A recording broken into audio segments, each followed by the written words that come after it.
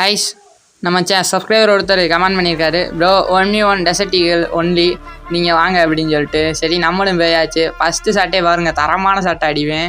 அவர் அப்படியே பொழந்துருப்பாப்புல. இங்கே பாருங்கள், இந்த இடத்துல பாருங்களேன், இங்கே வர சைடில் எகிரிட்டு வந்தார். அப்படியே ஒரு அடி அடித்தேன், எனக்கே தெரில நானும் அடித்தேன்ட்டு. இப்படி ரெக்கார்டில் பார்த்தா வியப்பாக இருக்குது. இங்கேயும் பாருங்கள், தவ்விக்கிட்டு வந்துடுவார், டப்புன்ட்டு வாங்குவார்.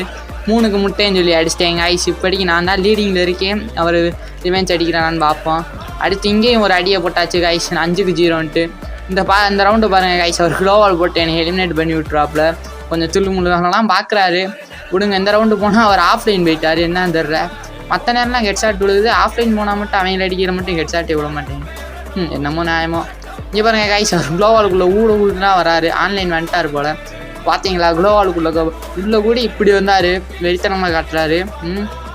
ஐஸ் இப்படிக்கு 6க்கு 2ல் இருக்குது. நான் வந்து பீக்கில் இந்த சைடு போனேன்னா அவர் அங்கிட்டு சுட்டு காமிச்சார். சரி அந்த சைடு வராரு போலன்னு சொல்லிட்டு நான் பீக்கில் அந்த சைடு வந்துகிட்டு இருந்தேன். ஃபோன் லேக ஆரம்பிச்சிருச்சு ஐஸ், உங்களுக்கே பார்த்தா தெரியும்னு நினைக்கிறேன். கொஞ்ச நேரம் நான் நின்றேன், லேகெல்லாம் போச்சு. அப்புறம் அவர் வெளில ஓப்பனில் வந்தார், மண்டையிலே வாங்கினார் ஐஸ். சரியான அடி. 7க்கு 2 வாங்கிட்டார்.